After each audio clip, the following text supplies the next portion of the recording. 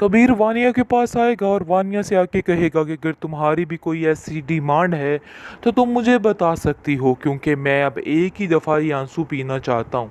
मैं बार बार इस तरीके से जलील नहीं होना चाहता हूँ। जिसको सुनकर वो कहती है कि नहीं बड़े भैया, कैसी बातें कर रहे हैं, क्योंकि वो हद से ज़्यादा चालाक है और वो जानती है कि समीर आगे कोई स्टेप नहीं उठाएगा, इसलिए ये सब बोलने का कोई फ़ायदा नहीं है। तो वो फिर से एक दफ़ा अच्छी बनने की कोशिश करेगी और कही नहीं नहीं, मैं मिसाल जैसी बिल्कुल भी नहीं हूँ और उस जैसी सोच बिल्कुल नहीं है मेरी। चाहे जो कुछ भी हूँ, थोड़ी जज्बाती हूँ, लेकिन इसका मतलब ये नहीं है कि आप लोगों से दूर हो जाऊँ। इन्हें कि पूरे तरीके से चालाकी और होशियारी दिखाने की कोशिश कर रही है, लेकिन किसी को क्या पता कि किस कदर चालाक खातून है ये। यही करने वाली है सब कुछ और सब कुछ इसी ने ही किया। खैर, आप देखेंगे कि मिशाल का ये रंग रूप देख के, इसके डेल डोल देख के अंदर ही अंदर वानिया ख़त्म हो चुकी है कि बड़े भैया ने कैसे उसकी एकदम से बात मान ली और कैसे मैं इस बात का यकीन कर जाऊं। कोई ऐसा कैसे कर सकता है? मुझे तो बिल्कुल यकीन नहीं आ रहा कि ऐसे कैसे हो गया। वो आके कबीर से कहती है कि बड़े भैया, आप हमारी तो एक नहीं सुनते, लेकिन मुझे समझ नहीं आ रही कि आपने कैसे मिशाल की सारी बातों को मान लिया और कैसे उसकी हर बात पर यकीन कर लिया। जिसको सुनकर जी साफ साफ वो कह देता है कि मैं घर में किसी किस्म का तूफ़ान नहीं देखना चाहता। मुझे पता है कि ये सब कुछ बहुत ज़्यादा यानी कि ख़राब हो जाना था काम, जिसकी वजह से मैंने ये फ़ैसला कर दिया है। मुझे काफ़ी ज़्यादा टेंशन हो चुकी थी, लेकिन अब ये चीज़ें मज़ीद मैं नहीं बर्दाश्त कर सकता। लेकिन जी आप देखेंगे कि मिशाल भी बहुत जल्द रोती धुलाती घर वापस आ जाएगी, क्योंकि जैसे ही इसको कारोबार में नुकसान होगा, उसको पता चल जाएगा कि वाकई में मीर इस काबिल नहीं है कि वो कुछ भी संभाल सके, तो वो वापस हाथ जोड़ती हुई इस घर में ही आएगी। वो दिन भी दूर नहीं है। फिलहाल तो बड़े ठाट बाट के साथ वो यहाँ से गई है, लेकिन बहुत जल्द उसको इन सब चीज़ों का एहसास हो जाएगा आए और वही सब कुछ करने लग जाए। जिस पर कहती है महविश के नहीं, समीर में और अलमीर में काफ़ी ज़्यादा फ़र्क है, इसलिए इन बातों को लेकर परेशान होने की ज़रूरत नहीं है, क्योंकि ऐसा कुछ भी नहीं होगा। मुझे पूरा पूरा यकीन है। दूसरी तरफ आप देखेंगे कि फरी के हालात दिन ब दिन फिर से ख़राब होते जा रहे हैं। उसको समझ नहीं आ रही और वो सोच रही है, कहीं मैंने अपना नुकसान तो नहीं कर दिया, बड़े भैया से दूर होके हर चीज़ को ख़त्म तो नहीं कर डाला। लेकिन बहुत जल्द उसे इस चीज़ का एहसास हो जाएगा कि उसने बहुत बड़ी गलती कर दी है। महविश बार बार यही सोच रही होती है कि आखिर कबीर के साथ हो क्या रहा है। ना ही फरी उसके साथ है और ना ही अलमीर।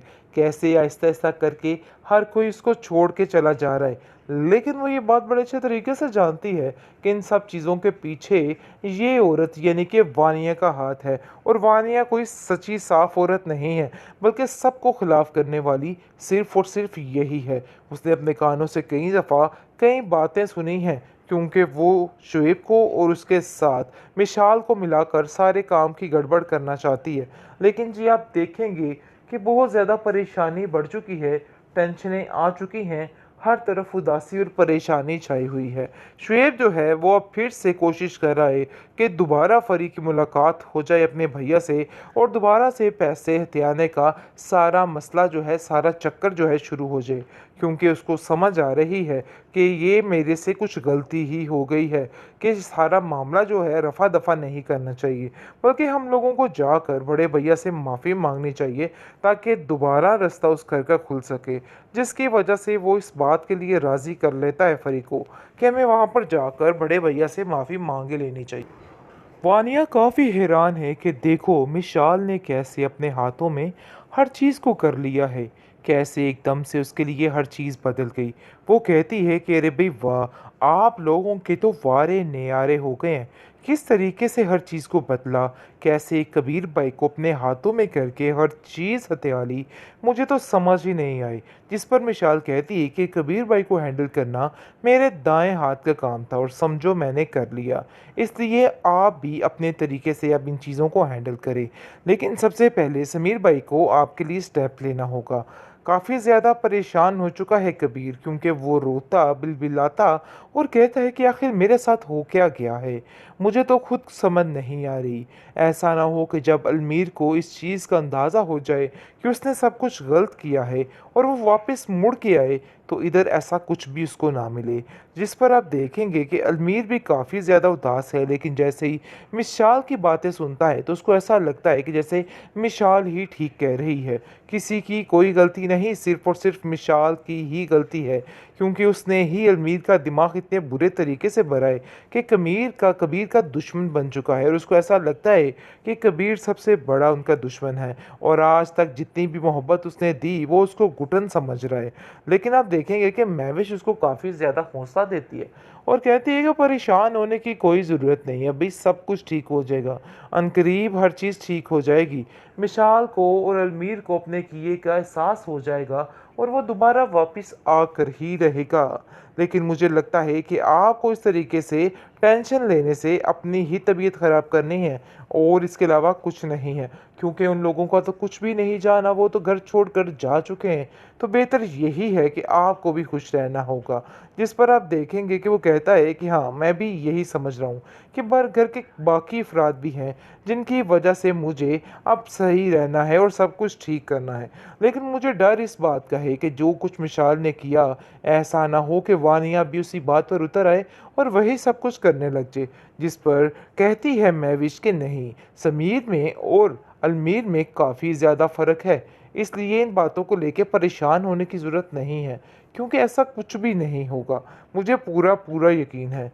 दूसरी तरफ आप देखेंगे कि फ़री के हालात दिन ब दिन फिर से ख़राब होते जा रहे हैं। उसको समझ नहीं आ रही और वो सोच रही है, कहीं मैंने अपना नुकसान तो नहीं कर दिया, बड़े भैया से दूर होके हर चीज़ को ख़त्म तो नहीं कर डाला।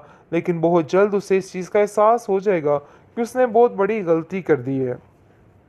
महविश बार बार यही सोच रही होती है कि आखिर कबीर के साथ हो क्या रहा है। ना ही फरी उसके साथ है और ना ही अलमीर।